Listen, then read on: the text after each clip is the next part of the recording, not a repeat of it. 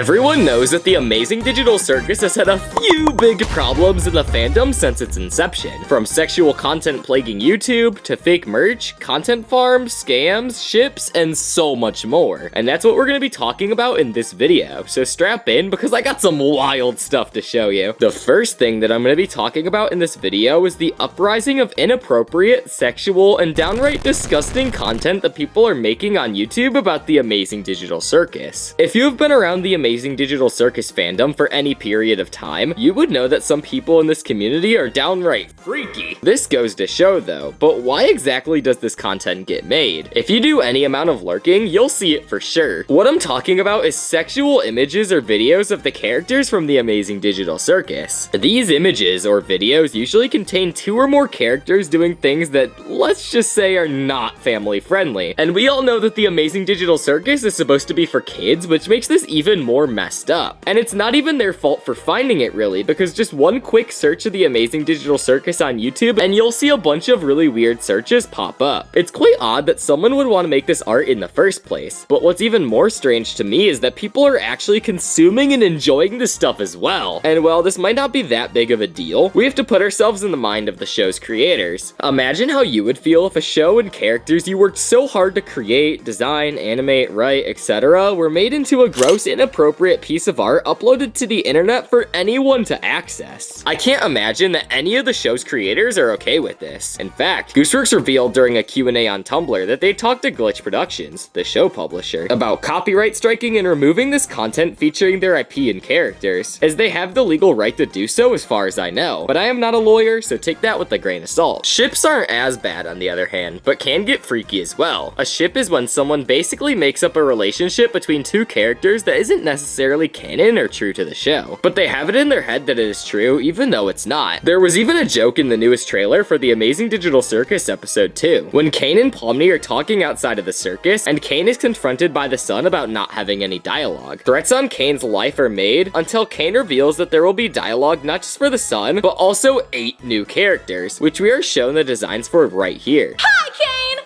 I'm gonna kill you! What? Why? I read all the scripts and saw I don't get a single line of dialogue, while the moon gets 2! I mean, I guess we could give you some more lines. Okay, never mind! I don't want to kill you anymore! Speaking of dialogue, there will be all sorts of new dialogue from many of our new colorful characters! With this many new characters, imagine all the violent shipping wars that we'll be completely powerless to do anything about!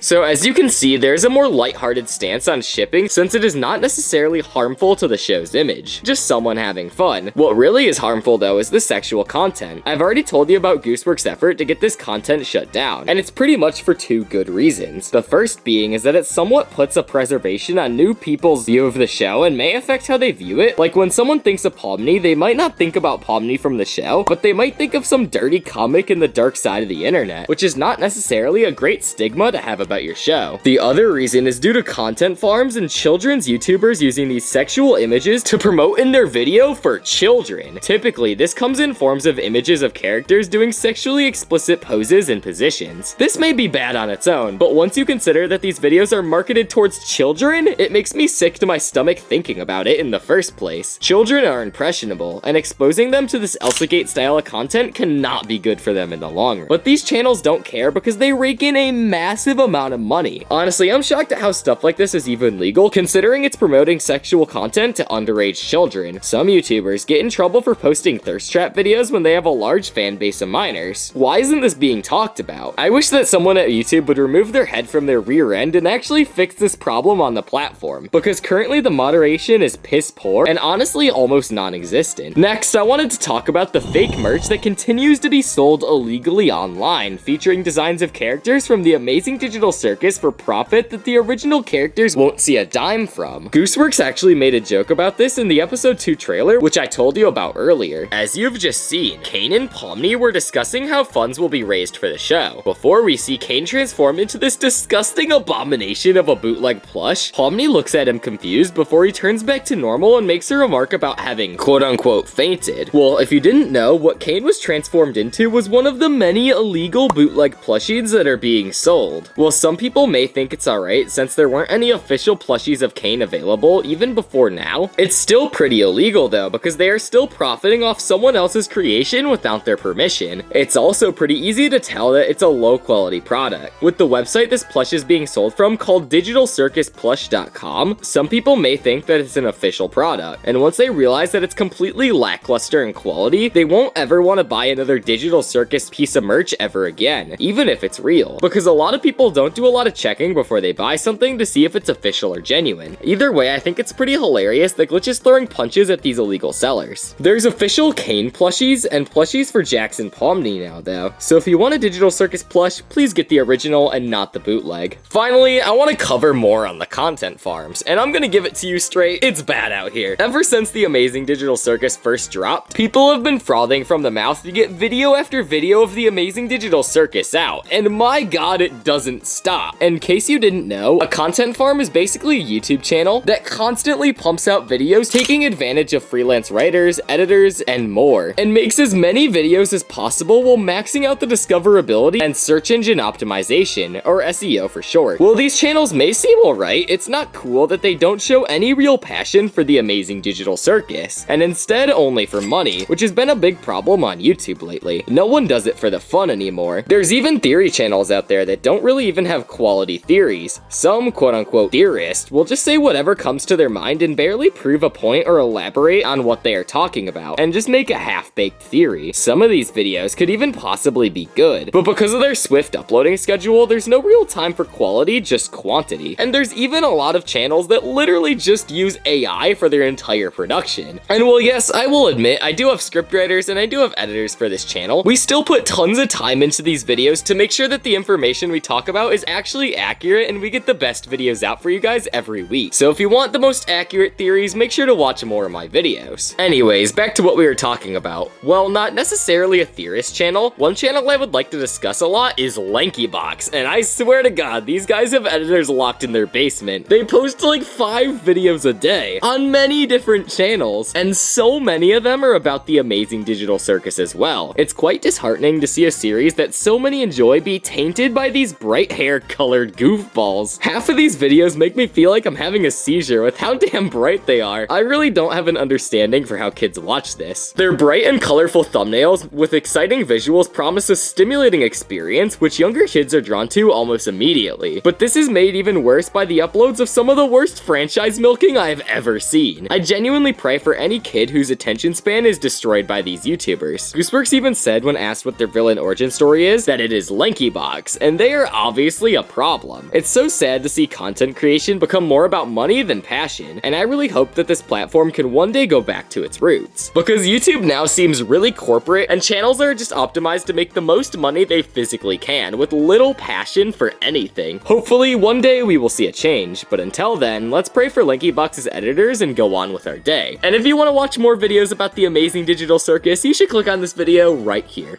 I hope you guys whatever. I just had a stroke. Yeah.